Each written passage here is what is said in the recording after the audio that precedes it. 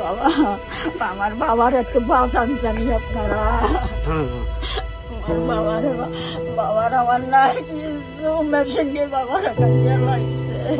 এমন কান্নাজল সারা দেশ জুড়ে কৃষকের ঘরে ঘরে। বড় বিপদ না, বিপদের কোনো শেষ নেই।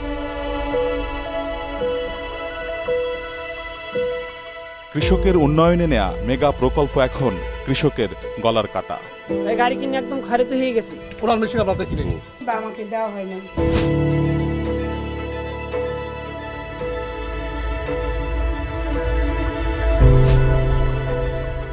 অনেকটা বিদ্যুতের গতিতে এই প্রকল্পের টাকা খরচ করা হয়েছে। কারা কিভাবে অনিয়ম দুর্নীতি করেছে সবাইকে খুঁজে বের করেছি আমরা। এসএন তো আপনারা 24টা মেশিন আসছে এখানে। বলেন আপনি প্রকল্পটি বাস্তবায়নের সাথে জড়িত এমন কোনো পক্ষকে আমরা খুঁজে পাইনি যারা অনিয়ম দুর্নীতি করেনি। এটা দুর্নীতি আপনি বলতে পারেন না, এটা দুর্নীতি তো।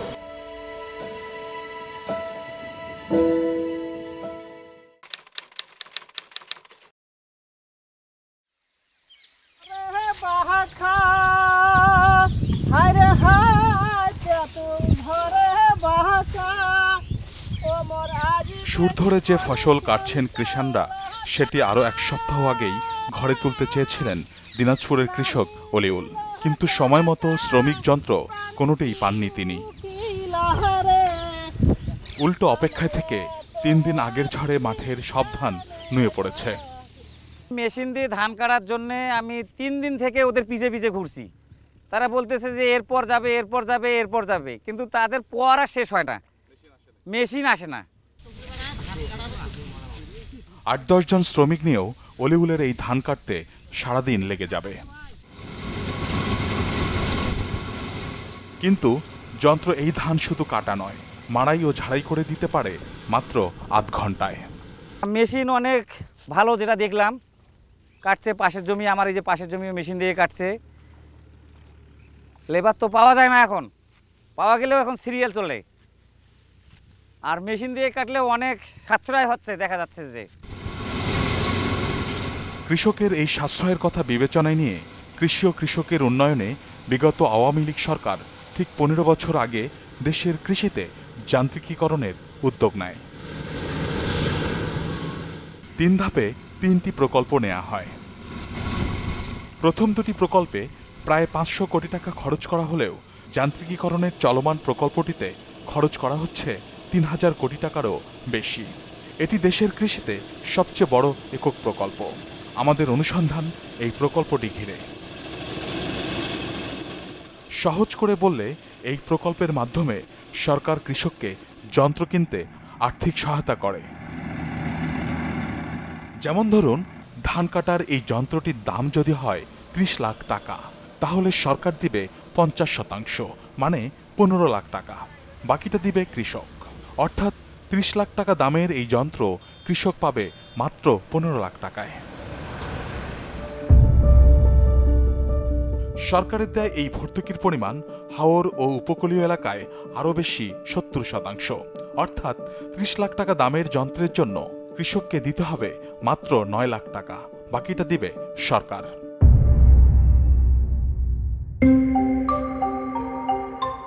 বড় এই প্রকল্পটি কি পরিবর্তন এনেছে দেশের কৃষিতে, তা আমরা খুঁজে দেখতে চাই। 5 মাস ধরে অনুসন্ধান চালিয়ে প্রকল্পটির অসংখ্য নথি জোগাড় করি। এটি হচ্ছে ভর্তুকিতে যন্ত্র পাওয়া কৃষকের তালিকা। এটা শুনে অবাক হবেন যে মাত্র 3.5 বছরে 40,000 ভর্তুকির যন্ত্র বিতরণ করা হয়েছে কৃষককে। বলা চলে অনেকটা বিদ্যুতের গতিতে এই প্রকল্পের টাকা খরচ করা হয়েছে।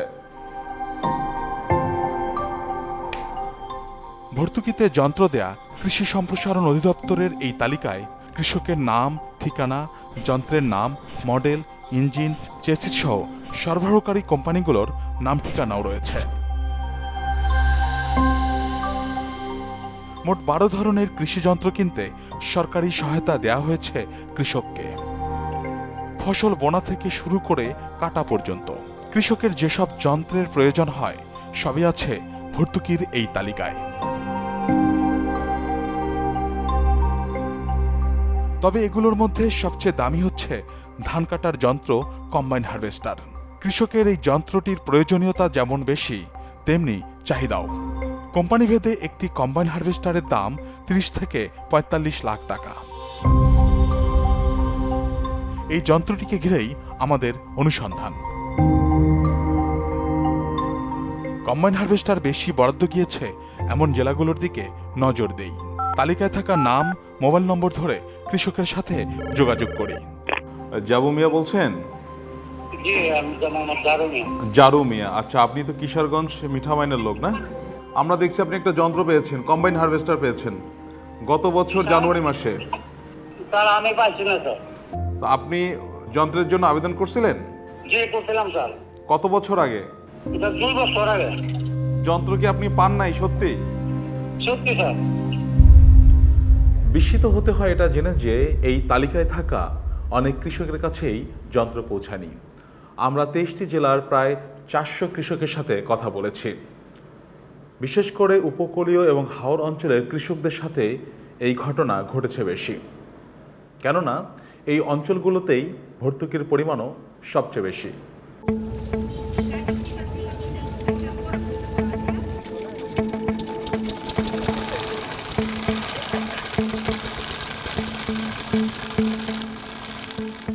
নেত্রকোনা জেলার দিকে যাচ্ছি আমরা।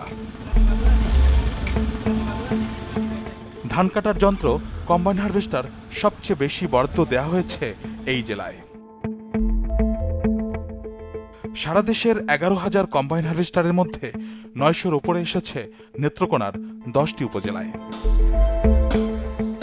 সদর উপজেলার রহুয়া বাজার, চায়ের দোকানে, কৃষকের আড্ডায় ঢুকে পড়ি আমরা। তালিকা অনুযায়ী এই ইউনিয়নে 30 জন কৃষক কম্বাইন হারভেস্টার পেয়েছেন।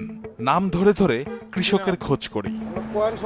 আচ্ছা, সবুজ মিয়া, আব্দুল লতিফ রহুয়া, আব্দুল মোতালেব ফকির, সুরজ আলী ফকির। একই গ্রামে এত মেশিন দেখি করে?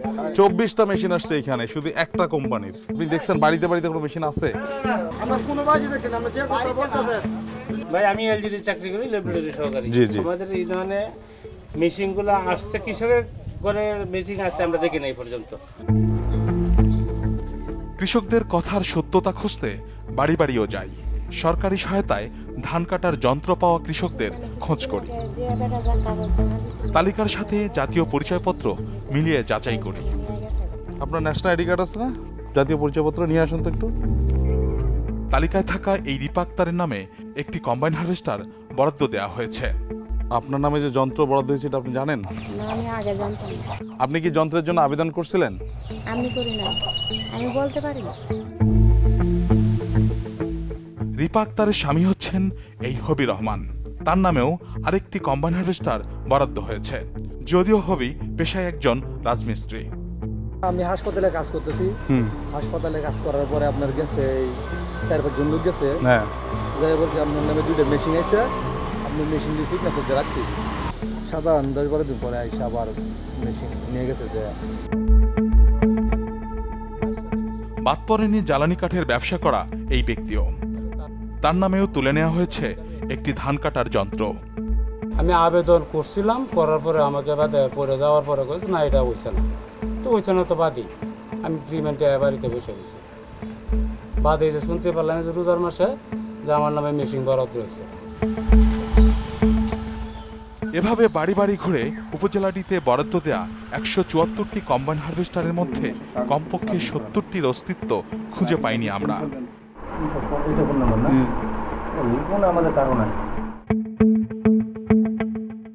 সদরের পাশের উপজেলা পূর্বধলায়ও একই অবস্থা। একের পর এক গ্রামে গিয়েছি আমরা। বরাদ্দের তালিকায় থাকা কৃষককে ঠিকই খুঁজে পেয়েছি, কিন্তু তাদের কাছে যন্ত্র দেখিনি। যেমন পথে দেখা হওয়া কৃষক মাহবুবের নামে একটি কম্বাইন হারভেস্টার বরাদ্দ হয়েছে, অথচ তিনি সেই খবর জানেনই না। আমি তো এই ধরনের কোনো কিছু পাই নাই। আবেদন করছিলেন? জি, আবেদন করছিলাম, একবার চাইনও নিল, কিন্তু যন্ত্র দেয় নাই। না। নারায়ণঢর গ্রামের বড় কৃষক পরিবারের দুই ভাইয়ের নামে দুটি যন্ত্র বরাদ্দ হয়েছে। এক ভাই যন্ত্রটি হাতে পেয়েছেন, আরেকজন মাত্র শুনলেন। দেখাচ্ছে যে গত বছর আপনি জানুয়ারি মাসে মেশিন পাইছেন 26 তারিখে। না না, কোনো মেশিন মানে মাত্র শুনলাম আপনাদের কাছ থেকে। আমার আইডি কার্ডের কপি নিয়ে গেছিল উপ কমিশনার বা আসিন আর কি, কিছু বিষয় আসছিলেন। এই উপজেলায় এমন 15 জন কৃষককে খুঁজে পেয়েছি, যাদের দিয়ে কৌশলে আবেদন করিয়ে যন্ত্র বরাদ্দ নেওয়া হয়েছে, কিন্তু সেটি তাদের দেয়া হয়নি। প্রতারণার এমন চিত্র নেত্রকোনার প্রতিটি উপজেলায়। প্রশ্ন হচ্ছে, এমন ঘটনা কি শুধু নেত্রকোনা জেলাতেই ঘটেছে? উত্তর হচ্ছে না। দক্ষিণের উপকূলীয় জেলা বরগুনার দিকে যাচ্ছি আমরা। এই জেলার 6টি উপজেলার মধ্যে সদর উপজেলায় কৃষক, ফসল এবং ফসলের মাঠ বেশি থাকার পরও ভর্তুকির যন্ত্র বেশি গিয়েছে আমতলী ও তালতলী উপজেলায়। এখানেও একই চিত্র, কৃষক যন্ত্র পায়নি, তাই তালতলীর গ্রামগুলোতে যন্ত্রের হাহাকার তীব্র। কাগজপত্রে পাইছে, কাগজপত্রে আছে কিন্তু মেশিনে পায়। এখানে 70% ভর্তুকি দেওয়ার কারণে গ্রামের প্রভাবশালীরা স্থানীয় কৃষকের নামে যন্ত্র তুলে বেশি দামে বিক্রি করেছেন অন্য জেলায়। এই যে কৃষক না, বা অনেকে আছে কৃষক, গরিব মানুষ, এগো করছে কি 10,000, 20,000, 5,000 যারা যেরকমের দিয়ে পারছে, দিয়া ওইখান নামে একটা মেশিন ছাড়াইয়া ও কোম্পানির দ্বারা বেশি চালাইছে। এই অর্ধ পর্যন্ত এই এলাকায় কোনো মেশিন, পুরান মেশিন আমরা দেখিনি। এই 2-3 বছরে 8 থেকে 9টা মেশিন আমাদের এই শারিককেল ইউনিয়নে দেওয়া হয়েছে, কিন্তু সেখানে আমি হাতে গুণে ধরিয়ে দেখাই দিতে পারি শুধুমাত্র একটা মেশিনই আছে, আর একটা মেশিনও আমাদের এলাকায় নাই। এমন আরও কয়েকটি জেলায় ঘুরে কৃষকের নামে যন্ত্র তুলে নেবার প্রমাণ পেয়েছি আমরা। বেশি সরকারি ভর্তুকি দেয়া এলাকাগুলোয় এমন প্রতারণা ঘটেছে বেশি। এমনকি বাদ পড়েনি 50% ভর্তুকি দেয়া এলাকাগুলো। ঢাকা জেলার মধ্যে সবচেয়ে বেশি ফসল ফলে এই দোহার উপজেলায়। কম্বাইন হারভেস্টারও বেশি এসেছে এখানে, 24টি। তবে যোগাযোগ করে আমরা নিশ্চিত হয়েছি এদের 19 জনই যন্ত্র পায়নি। একটা যন্ত্র পাইছে, তাদেরই একজন লক্ষ্মীপ্রসাদ গ্রামের এই নাসিমা ইসলাম। 60 বিঘারও বেশি কৃষি জমি তার, তারপরও তিনি যন্ত্র পাননি। এগুলা সবকিছু এনআইডি এবং আমার নাম, হ্যাঁ, এবং আমার যে ফোন নাম্বার, সবকিছু কারেক্ট আছে, কিন্তু আমি এই মেশিন আমি আনি নাই বা আমাকে দেওয়া হয় নাই। যে আমরা চ্যানেল 24 থেকে আসছি আর কি। পাশের গ্রাম পালামগঞ্জে কলেজ পড়ুয়া ছাত্রের নামেও একটি কম্বাইন হারভেস্টার তুলে নেওয়া হয়েছে। আমি শান্ত রামু, আমার ছেলে আব্দুর রহমান শান্ত, তিন বল করে এটা কে যেন নিয়ে গেছে সেটা আমরা নিজেরাও বলতে পারি না। প্রশ্ন হচ্ছে, কৃষকের নামে বরাদ্দ হওয়া যন্ত্রগুলো গেল কোথায়? প্রভাবশালীরা কৃষকের নামে কিছু যন্ত্র তুলে নিয়েছেন, সেটি আমরা দেখেছি। তারপরও বরাদ্দ হওয়া যন্ত্রের বড় একটি অংশের হদিস আমরা কয়েকটি জেলা ঘুরেও পাইনি। এই রহস্যের উন্মোচন আমরা করব।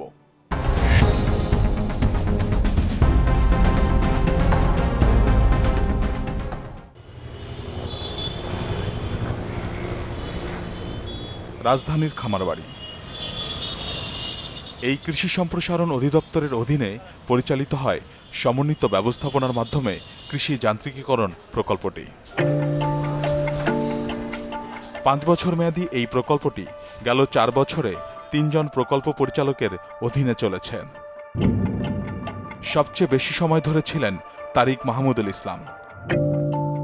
দুর্নীতির অভিযোগে তাকে সরিয়ে দিলে 5 মাস আগে প্রকল্প পরিচালক হিসাবে যোগ দেন মোহাম্মদ শফিউজ্জামান। আগের 4 বছরের মেশিন বিতরণের বিষয়টার সাথে আমি জড়িতও না, আমি জানিও না। তবে এখন যন্ত্রের সব হিসেব বুঝে নিচ্ছেন তিনি। প্রকল্পে প্রক্রিয়াগত কোনো ত্রুটি আছে কিনা সেটিও খুঁজে দেখছেন। কৃষি কর্মকর্তা এই প্রকল্পে তো ভাইটাল রোল প্লে করে। কৃষক সিলেকশনটা যেহেতু তার ওখান থেকে হয়ে আসে, কারণ ওই সিলেকশনের বাইরে তো আর কারো কিছু করার থাকবে না। ঢাকা প্রকল্প অফিস সিদ্ধান্ত নেবে কয়টা মেশিন যাবে। প্রকল্প অফিস থেকে অনুমোদনের পর যন্ত্র বিতরণও করা হয়েছে উপজেলা কৃষি কর্মকর্তাদের মাধ্যমে। তাই কৃষি কর্মকর্তাদের সংশ্লিষ্টতা ছাড়া এই প্রকল্পে অনিয়ম দুর্নীতি করা প্রায় অসম্ভব। মাঠ পর্যায়েও সেই চিত্র দেখেছি আমরা। ঢাকার দোহার উপজেলায় কম্বাইন হারভেস্টার বিতরণে যে অনিয়ম আমরা দেখেছি তা এই কৃষি কর্মকর্তার সময়কালে। তিনি এখন মানিকগঞ্জের কৃষি অফিসের অতিরিক্ত উপপরিচালক। তালিকা দেখে যন্ত্রের হিসাব জানতে চাইলে তিনি ঘাবড়ে যান। এই সাইন তো আপনার, আমরা যেটা দেখতেছি আপনি দিচ্ছেন। দেওয়ার কথা নাই, দেখেন না আমি দিই না এদেরকে। এখন দেখে তো এখন দেখতে একই রকম লাগছে, আমার কাছে লাগছে একই রকম দেখা যাচ্ছে।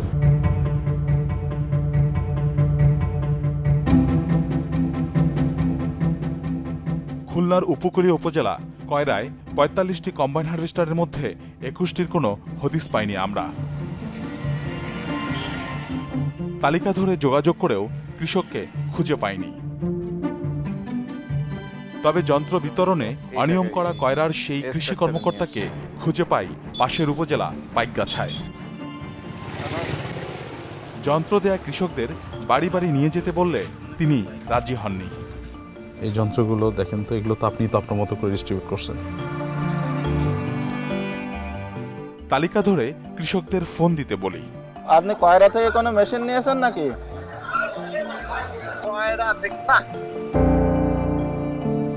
কৃষকরা যন্ত্র পায়নি জানালে তিনি অনিয়ম দুর্নীতি স্বীকার করে নেন। রাজনৈতিক একটা প্রভাব থাকে ওখানে, স্থানীয় যারা প্রভাবশালী তাদের প্রভাব থাকে, তারপরে হয়তো বাইরের কিছু লোকজন কাজ করে এখানে যারা সৎ মানসিকতার না, হয়তো এরকম কিছু মানুষের প্রেশার বিভিন্নভাবে আমাদের উপরে থাকে। আপনাদের তো তারা টাকা দেয়, বিজনেস পলিসির অংশ হিসেবে টাকা দেয়। সেটা অনেক সময় দেয়, অনেক সময় দেয়ও না। এটা তো তার বিজনেস পলিসি না, আমি সবসময় যে পেয়েছি তা না।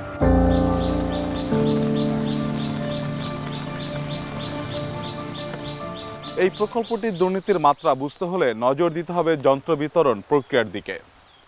সরকার কিংবা কৃষি মন্ত্রণালয় সরাসরি যন্ত্র কিনে কৃষককে সরবরাহ করেনি, দেয়া হয়েছে কোম্পানিগুলোর মাধ্যমে। আর এই প্রকল্পটির অনিয়ম দুর্নীতির সাথে সরাসরি কয়েকটি কোম্পানি জড়িত। এমন টেন্ডারের মাধ্যমে প্রকল্পের শুরুতে যন্ত্র সরবরাহ করা কোম্পানিগুলোকে তালিকাভুক্ত করা হয়। যোগ্যতার শর্তে বলা হয় কমপক্ষে 10টি সার্ভিস সেন্টার এবং 25 জন মেকানিক থাকতে হবে। এছাড়াও কৃষি যন্ত্র সরবরাহে পূর্ব অভিজ্ঞতা থাকা বাধ্যতামূলক। কৃষি যন্ত্র সরবরাহে এই প্রকল্পে 3 দফায় 13টি কোম্পানিকে তালিকাভুক্ত করা হয়। এর মধ্যে 8টি কোম্পানি পুরনো এবং 5টি কোম্পানি এই যন্ত্র ব্যবসায় একেবারেই নতুন। এদের বিষয়ে খোঁজ নিতে হবে।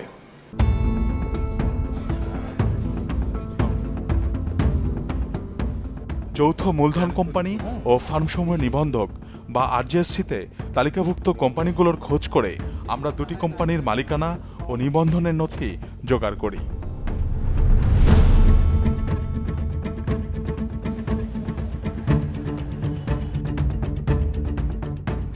আশ্চর্য হতে হয় এই দেখে যে এই 2টি কোম্পানির যাত্রা শুরু হয়েছিল কৃষি যান্ত্রিকীকরণ প্রকল্প শুরু হওয়ার পর। এই নথিতে দেখা যাচ্ছে বাংলামার্ক নামের যে কোম্পানিটি রয়েছে এটি নিবন্ধিত হয় 24শে মে 2021 সালে, আর প্রকল্প শুরু হয় 2020 সালের জুলাই মাসে। আদি নামের যে কোম্পানিটি রয়েছে সেটিও নিবন্ধন হয় প্রকল্প শুরুকালীন সময়। এতে স্পষ্ট যে অভিজ্ঞতার শর্ত এই কোম্পানি দুটির ক্ষেত্রে মানা হয়নি। মাঠ পর্যায়ের অনুসন্ধানে দেখেছি নতুন কোম্পানিগুলোর সরবরাহ করা কম্বাইন হারভেস্টার নিয়েই সবচেয়ে বেশি ভোগান্তিতে পড়েছেন কৃষকরা। যন্ত্র কেনার কয়েক মাসেই বিকল হয়ে যাচ্ছে, বিক্রয়োত্তর সেবাও মিলছে না, এমন চিত্র কম বেশি দেশ জুড়েই। মেশিন এক একটার পর এক একটা সমস্যা হয়েছে, আমার অনেক টাকা নষ্ট করছে, যার কারণে এই কোম্পানির মালামাল সার্ভিস কোনো কিছু পাই। পাম্পের সমস্যা, ইঞ্জিন হিট হয়ে যায়, গাড়ি লোড নিচ্ছে না, এই অবস্থা গাড়ি তোল বেশি খাচ্ছে। আমাদের দেখা দেখি প্রায় 40টা গাড়ি বেচছে, আমাদেরকেই সর্বপ্রথম গাড়ি দিয়েছে। এই 40টা লোকই ভোগান্তিতে আছে। এই গাড়ি কিনে একদম খারিত হয়ে গেছি। গত 3 বছর ধরে ধান কাটার 20টি কম্বাইন হারভেস্টার ভাড়ায় খাটাচ্ছেন পটুয়াখালীর ফারুক। এই যন্ত্র নিয়েই তো মানে এখন বর্তমানে যে কৃষক পার্সের যে মূল্য দিয়ে গাড়ি চালাই রাখতে পারছেন। কৃষকের হয়ে তিনি যন্ত্রগুলো পরিচালনা করেন। 4-5টা কোম্পানি পরবর্তীতে আসছে, যারা এই মানে সরকারি টাকাটা লুফে নেওয়ার জন্য হয়তোবা, জানি না ওখানে আসলে কি এই মানে মান আনে নাই, কিন্তু উনি গাড়ি আনছে।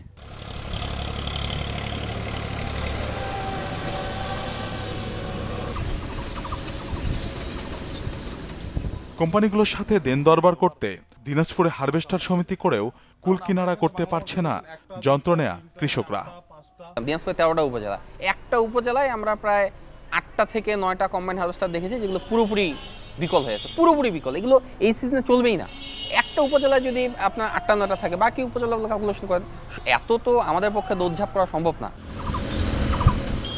প্রশ্ন হচ্ছে 30-35 লাখ টাকা দামের যন্ত্রগুলোর এই অবস্থা কেন?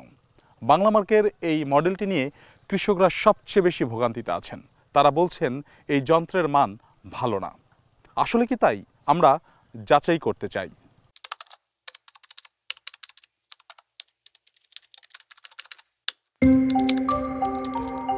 মালয়েশিয়ার মার্কসন নামের এই কোম্পানির ওয়েবসাইট ছাড়া অনলাইনে এই মডেলটি কোথাও খুঁজে পাইনি আমরা। তবে চীনের কৃষিযন্ত্র প্রস্তুতকারক কোম্পানি কেবসের এই মডেলটির সাথে বাংলা মার্কের আনা মডেলটি হুবহু মিলে যায়। অর্থাৎ মালয়েশিয়ার কোম্পানি মার্কসান চায়নার কেবস থেকে যন্ত্রটি কিনে নতুন একটি নাম দিয়ে বাংলা মার্কের কাছে বিক্রি করেছে। আরও অনুসন্ধান চালানোর পর আমাদের বুঝতে বাকি থাকে না মালয়েশিয়ার মার্কসান ও বাংলাদেশের বাংলা মার্ক এই কোম্পানি দুটি একই মালিকানার। ওয়েবসাইট দুটি পাশাপাশি রাখলে খুব সহজেই বোঝা যায়, একই ফন্ট, একই লেখা, এমনকি মালিকানাও এক। প্রশ্ন হচ্ছে, বাংলা মার্ক সরাসরি চীনের কেবস থেকে যন্ত্র আমদানি করতে পারত, কিন্তু সেটি না করে তারা মালয়েশিয়া আরেকটি কোম্পানি খুলে এবং সেটির মাধ্যমে কেন তারা যন্ত্র আমদানি করলো, সেই প্রশ্নের উত্তর খুঁজতে আমরা সরাসরি কেবসের সাথে যোগাযোগ করি। ক্রেতা সেজে মেইল পাঠাই। হোয়াটসঅ্যাপে কথা হয় কোম্পানিটির এক্সপোর্ট ম্যানেজার লিলিবিনের সাথে। তার সূত্র ধরে বাংলা মার্কের আমদানি করা কম্বাইন হারভেস্টারের সব মডেলের কোটেশন পেয়ে যাই আমরা। অবাক হতে হয় যন্ত্রগুলোর দাম দেখে। বাংলা মার্কের MS 1200 মডেলটির দাম দিয়েছে $13,300 আর MS 700 মডেলটির $10,300। রাজস্ব ভবন কোন কোম্পানি কত ডলারে কম্বাইন হারভেস্টার আমদানি করেছে সেই তথ্য মিলবে এখানে। সেই তথ্যগুলো পেতে কয়েকটি সূত্রের সাথে যোগাযোগ করি। অপেক্ষার পর দায়িত্বশীল একটি সূত্র তথ্যগুলো দিতে রাজি হয়। আশা করছি এই পেনড্রাইভে থাকা তথ্যে অনেক প্রশ্নের উত্তর মিলবে। চলুন দেখি এই পেনড্রাইভে কি আছে।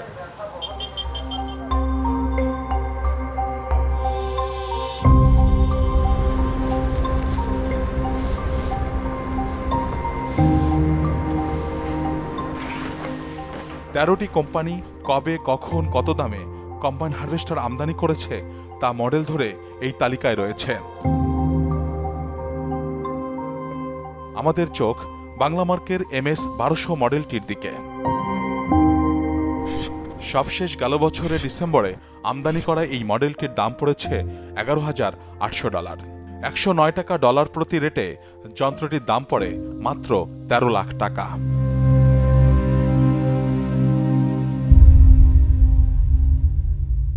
মাত্র 6% শুল্কে আমদানি করার পর বাংলা মার্কে নিয়ে আসা এই কম্বাইন হারভেস্টারটির দাম কোনোভাবেই 14 লাখ টাকার ওপরে নয়, অথচ কৃষককে এটি কিনতে হচ্ছে কমপক্ষে 34 লাখ টাকায়। অর্থাৎ সরকারের দেয়া ভর্তুকির পুরো টাকাটাই যাচ্ছে কোম্পানির পকেটে।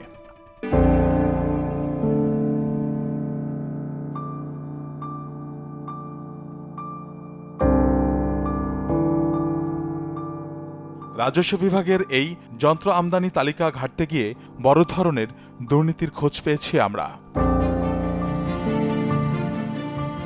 ভর্তুকিতে যন্ত্র পাওয়া কৃষকের তালিকার সাথে যন্ত্র আমদানির তথ্য মিলিয়ে আমরা খুঁজে পেয়েছি 7টি কোম্পানি যতগুলো কম্বাইন হারভেস্টার আমদানি করেছে তার চেয়ে বেশি বিক্রি দেখিয়েছে। Uttaran, Alim, Adi, Chittagong builders, SQ trading, Greenland ও বাংলা মার্ক। এই 7টি কোম্পানি যন্ত্র আমদানি না করে ভুয়া বিল ভাউচার করে 1114টি কম্বাইন হারভেস্টারের ভর্তুকির টাকা তুলে নিয়েছে। এই জালিয়াতি সবচেয়ে বেশি করেছে বাংলা মার্ক।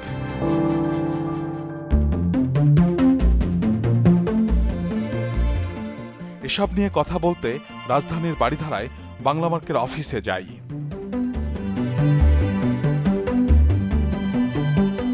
ব্যবস্থাপনা পরিচালকের সাথে কয়েক দফা কথা হলেও ক্যামেরার সামনে নিজে না এসে পাঠিয়ে দেন এই কর্মকর্তাকে।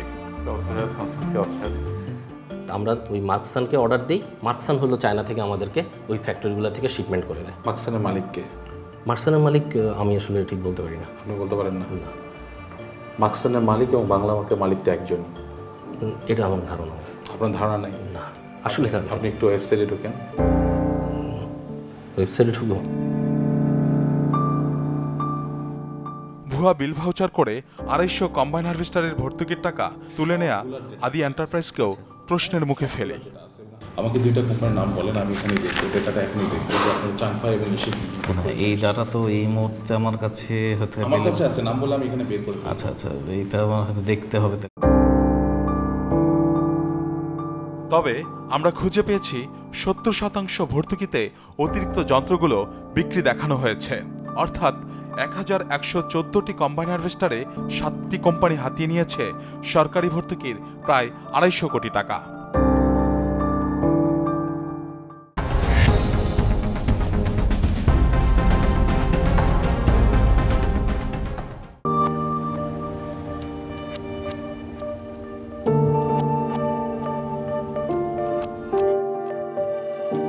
কৃষি যান্ত্রিকীকরণ প্রকল্পে শুরু থেকে ছিলেন তিনি।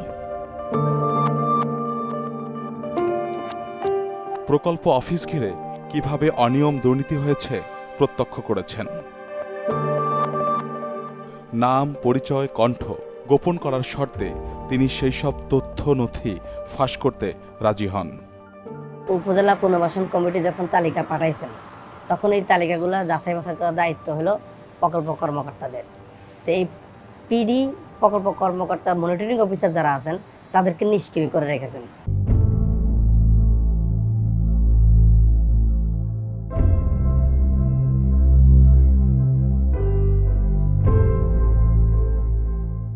প্রকল্পের মনিটরিং কর্মকর্তারা যদি সক্রিয় থাকতেন তাহলে যান্ত্রিকীকরণ প্রকল্পের দুর্নীতি ধরা সহজ হতো। কেননা ভর্তুকির যন্ত্রটি প্রকৃত কৃষক পেয়েছেন কিনা সেটি যাচাই করাই ছিল এই কর্মকর্তাদের মূল কাজ।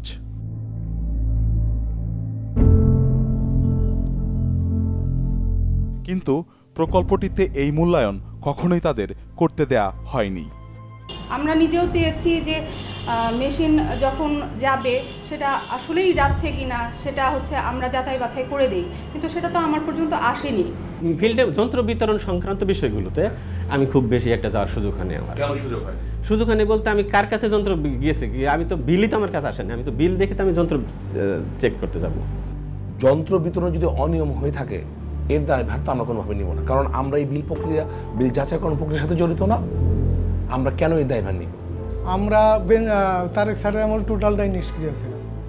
এই সক্রিয় ছিল এখানে ডিপিটি আলতাবুন্নার 2 অ্যাকাউন্ট এবং পিডি। অর্থাৎ খুব সচেতনভাবেই মনিটরিং কর্মকর্তাদের অকার্যকর করে রাখা হয়েছিল যাতে মাঠ পর্যায়ের কোনো অনিয়ম দুর্নীতি প্রকাশ না পায়। আর এই কাজটি করেছিলেন সাবেক প্রকল্প পরিচালক তারিক মাহমুদুল ইসলাম।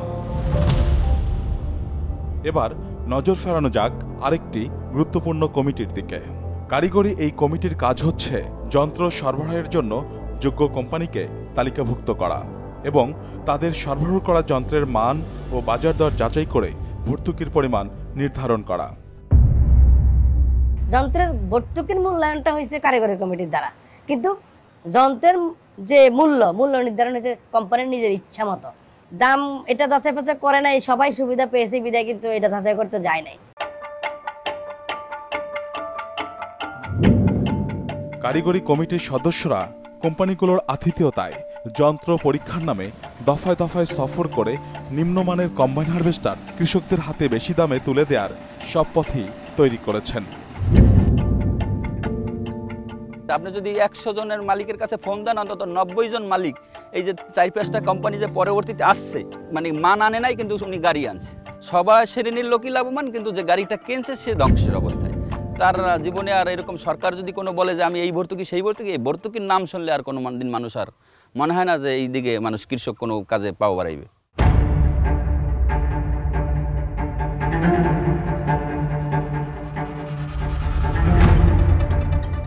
প্রকল্পের এই উপপরিচালক কারিগরি কমিটির সদস্য সচিব। 7 জনের কমিটির নিয়ন্ত্রণ এখনও তার হাতেই। তিনি কৃষকের বদলে দেখেছেন কোম্পানির স্বার্থ। যে যন্ত্রটার দাম সর্বোচ্চ $10,500 হতে পারে, এটা কি আপনারা চেক করতে পারেননি? সেটা বাংলাদেশে সর্বোচ্চ 14 লাখ টাকা হতে পারে, সেটা আপনারা 34 লাখ টাকা বানিয়েছেন। যন্ত্রের দাম ও মান নিয়ে অনুসন্ধানে পাওয়া সব তথ্য প্রমাণ তুলে ধরার পর তিনি ঘাবড়ে যান। কিন্তু আমার কাছে দেখেন, আমার কাছে আরজিএসি রিপোর্ট আছে, একটু দেখেন। বাংলা মার্ক রেজিস্ট্রেশন হয়েছে 24 মে 2021। সেই কোম্পানি আপনারা কিভাবে তালিকাভুক্তি করলেন? আমার কাছে সমস্ত ডকুমেন্ট আছে। আমরা একটু দেখতে চাই। না, এগুলো আপনি বললে আমি সমস্ত ফাইলগুলো আপনাকে দেখাবো। আমার আহ্বায়ক আছে, আমার কারিগরি কমিটির আরো 5 জন আছে, সহ আপনার সাথে কথা বলবো। আপনি পিডির সাথে কথা বলেন? না, পিডির সাথে আমি কথা বলবো। ঠিক আছে, এখন আসতে পারেন।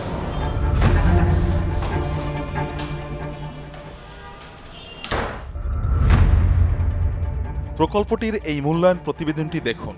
218 পৃষ্ঠা জুড়ে কৃষি যান্ত্রিকীকরণ প্রকল্পের নানা অনিয়ম আর দুর্নীতির চিত্র তুলে ধরা হয়েছে এখানে।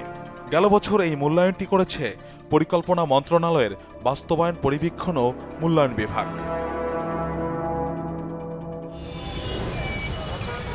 কোনো কিছুই এই প্রকল্পটির অনিয়ম দুর্নীতি ঠেকাতে পারেনি, এমনকি তিনটি তদন্ত কমিটিও। আমরা আপনাদেরকে দেখাতে চাই কিভাবে প্রভাবিত হয়ে কৃষি মন্ত্রণালয়ের সবচেয়ে বড় তদন্ত কমিটি তদন্ত করেছে। ছবিগুলো দেখুন। মতবিনিময় সভা করে অনিয়ম দুর্নীতি খুঁজেছে তদন্ত কমিটি। যাদের বিরুদ্ধে অভিযোগ সেই প্রকল্প কর্মকর্তাদের সাথে নিয়েই টাকার বিনিময়ে কৃষকদের সভাগুলোতে হাজির করে বলতে বলা হয় যন্ত্র তারা পেয়েছেন এবং সেগুলো ভালো চলছে। নেত্রকোনার পূর্বথালা উপজেলার এই কৃষকও তেমনটি বলেছিলেন এই সভায়। সবাই এটা তো আমি একলা না, সবাই কি বলছে? পূর্বধালার সেই কৃষককে খুঁজে বের করি আমরা। তার নামে বরাদ্দ হওয়া কম্বাইন হারভেস্টারটি দেখতে চাই। যন্ত্র আমরা পাই নাই। যেদিন যে যন্ত্র উদ্বোধন করছি বলছে যে উদ্বোধন করতে হবে, আমরা নিতে আমরা একটা ছবি টুবি নিবো, আসেন আমরা। তারা তো আমরা রেখেছি, আমরা ছবি টুবি রাখছি। তারা কে পারে আমরা মেশিন যদি দাম না করছি, মেশিন নেওয়া লাগবে না, আমরা কোম্পানি নিয়ে নিবো মেশিন। আমরা বলছে তারা 50,000 টাকা দিব, 50,000 টাকা দিচ্ছে। আর তদন্ত কমিটির সামনে যন্ত্র পেয়েছেন সেটি বলতে চাপ দেয় উপজেলা কৃষি অফিস। তারাই বলছি। আচ্ছা, পরে আপনাদেরকে 5,000 টাকা দিচ্ছে। 5,000 টাকা দিচ্ছে তারা। এভাবে কমপক্ষে 60 জন কৃষককে বাংলা মার্কেট টাকায় তদন্ত কমিটির সামনে হাজির করা হয়। আমাদের 5,000 করে টাকা দিচ্ছে। কতজন কি দিচ্ছে? এরকম এখানে প্রায় 70-80 জন। 70-80 জন। 70-80টা মেশিন কি বাংলা মার্কেট পূর্বধালায় আছে? আছে না, সবগুলা নাই। এখানে অনুমোদন হয়েছে, কিন্তু ওরা এই মেশিন যে কোন জায়গায় নিছে এটা আমরাও বলতে পারতেছি। কথা বলি ভাই। তদন্ত কমিটি মাঠ পর্যায়ে সত্য দেখেও না দেখার ভান করেছে কিভাবে, চলুন সেটি দেখাই। এটা আসলে টিন দিয়ে লাগানো কেন বলেন? এটাই আমাদের চেসিস নাম্বার। কৃষকের নামের সাথে যন্ত্রে খোদাই করে থাকা চেসিস নম্বর মেলালেই খুব সহজেই কোম্পানিগুলোর কারসাজি ধরতে পারত তদন্ত কমিটি, কিন্তু তারা সেটি করেনি।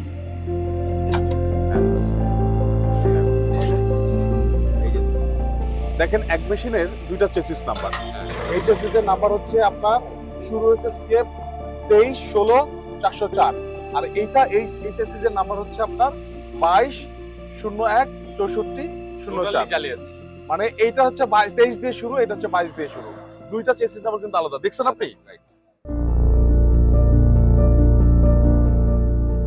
অর্থাৎ আমদানি না করেও এক যন্ত্রে আরেকটি চেসিস নম্বর বসিয়ে ভুয়া বিল ভাউচার করে সরকারি বরাদ্দের টাকা হাতিয়ে নিয়েছে 7টি কোম্পানি। এমন জালিয়াতির প্রমাণ আমরা বিভিন্ন জেলায় পেয়েছি।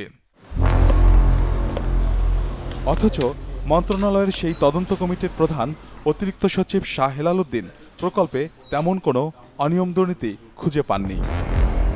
তো তদন্ত কমিটির প্রধান হিসাবে আপনি আসলে আমাকে কি মানে আমি আর কোনো কথাই বলবো না।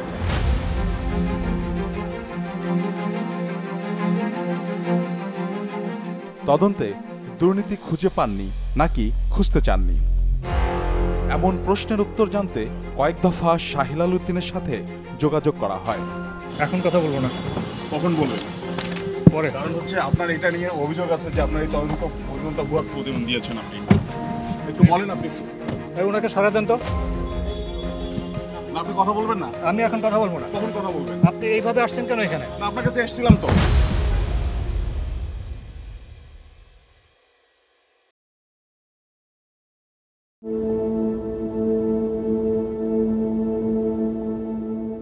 এই অনুসন্ধানে যত অনিয়ম দুর্নীতি আমরা দেখিয়েছি, বেশিরভাগেরই দায় এই ব্যক্তির।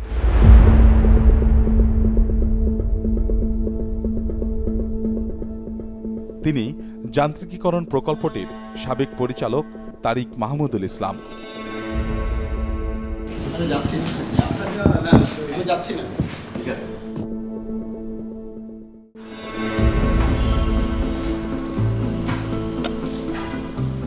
দুর্নীতির অভিযোগে প্রকল্প থেকে সরিয়ে দেওয়ার পর কোনোভাবেই তাকে ধরা যাচ্ছিল না।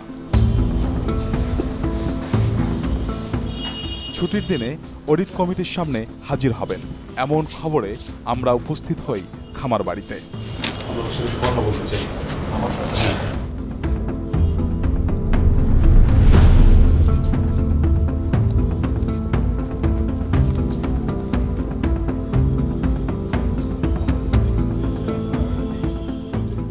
আসলে আপনি দুর্নীতিটা কেন করছেন?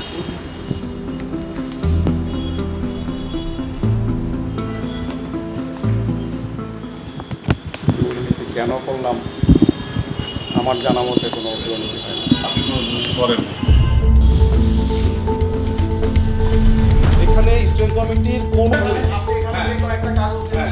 4 বছরের মধ্যে 2 বছরেই তিনি প্রকল্পটি চালিয়েছেন। যন্ত্রের বেশিরভাগ বরাদ্দ তার সময়কালেই। আপনার সাথে বিল দেওয়া হয়েছে। এই যে আপনার সাথে যন্ত্র কেনার পরে 15 দিন পরে তো যন্ত্র নষ্ট হয়ে গেছে, 1 সপ্তাহ পরে নষ্ট হয়ে গেছে। আপনি প্রাডো গাড়ি কিনেন, প্রাডো গাড়ি কিনে 15 দিন পর নষ্ট হইতে পারে। এটা তো কোনো কথা হইল না, হইতে পারে। যাচাই বাছাই করে দিয়েছি। এখন মাঠে যদি কোথাও কোনো গ্যাপ থেকে থাকে ব্যক্তিগতভাবে আপনি এটা দায় নিব না। তবে দুর্নীতি হয়েছে সেটা অস্বীকার করেননি। আপনি যান্ত্রিকরণটা হুট করে চাবেন আর শতভাগ সব কমপ্লিট হয়ে যাবে আপনারা যেভাবে আশা করতেছেন, মানে এই ট্রানজিশন পিরিয়ডে দুর্নীতি হতে পারে। এটা দুর্নীতি আপনি বলতে পারেন না, এটা দুর্নীতি তো।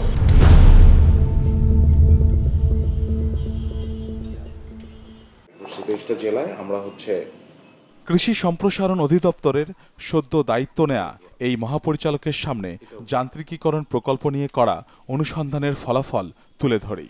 গভর্নমেন্ট এখন আপনার সাংঘাতিকভাবে দুর্নীতি বিরোধী অবস্থান নিয়েছে। এগুলি আইডেন্টিফাই যদি করা যায়, যে চিহ্নিত করা যায়, প্রমাণ পাওয়া যায়, কঠিন সিদ্ধান্ত মিনিস্ট্রিও নেবে, আমরাও নেব।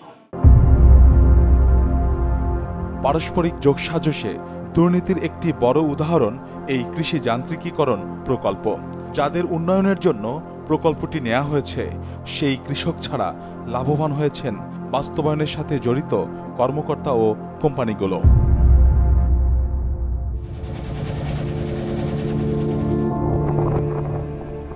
এই অনুসন্ধান করতে গিয়ে আমরা দেখেছি যন্ত্র কিনে এখন কঠিন বিপদে পড়েছেন কৃষকরা। নিয়মে না থাকলেও কোম্পানিগুলো কিস্তিতে যন্ত্র বিক্রি করেছে বেশিরভাগ কৃষকের কাছে। কৌশলে স্ট্যাম্প ও খোলা চেকে কৃষকদের স্বাক্ষর করিয়েও নিয়েছিল। এখন যন্ত্র বিকল হয়ে যাবার কারণে সেই কিস্তির টাকা শোধ করতে পারছেন না অনেক কৃষকই। এই জন্য আপনি যে লুকিয়ে আছেন, কারণটা কি? কারণ ভাই যেন আমার তো কিস্তি চাইতেছে, আমি তো কিস্তি দিতে পারতেছি না। এখন চেক জমা দেওয়া তাই হেরা হ্যান দেওয়া তো হেরা চাপ দিবি। কি বলে? এখন কিস্তি না দিলে মামলা দেবে। কোম্পানির লোকজন বলে তো মামলা দিব, করবো আমার চেক দেওয়া ছয়টা, স্ট্যাম্প দেওয়া, বেলাং স্ট্যাম্প দেওয়া।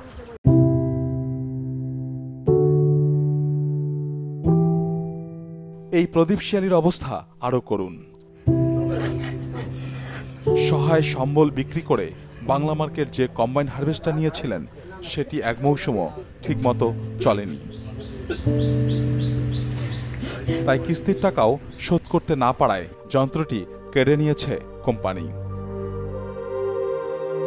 প্রদীপের এখন দিশেহারা অবস্থা। চিন্তা করতে আসি যে কি করি, কি খাম, কি করবো, অথচ কোম্পানি জ্বালাইতেছে টাকা লাগে।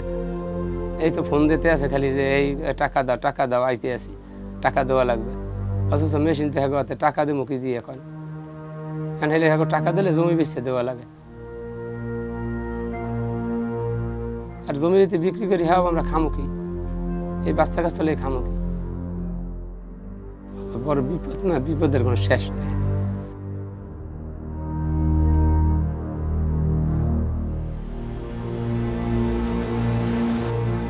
জীবন এখানে থমকে গেছে, যন্ত্রণার কারণ হয়ে দাঁড়িয়েছে কৃষি যন্ত্র। আমার বাবার একটু বাঁচান জানি আপনারা। বাবার আমার নাই মেশিন দিয়ে বাবার কাছে লাগছে।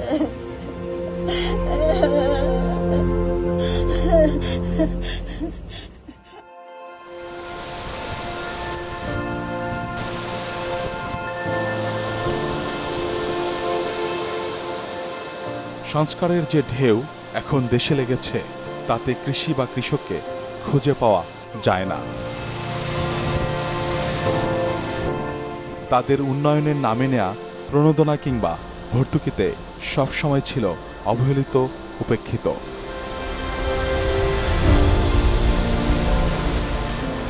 যেই যান্ত্রিকীকরণ নিয়ে জীবন বদলের স্বপ্ন দেখেছিল কৃষক, সেটি এখন দুর্বৃত্তায়নে পড়ে হয়ে গেল কৃষকের গলার কাটা।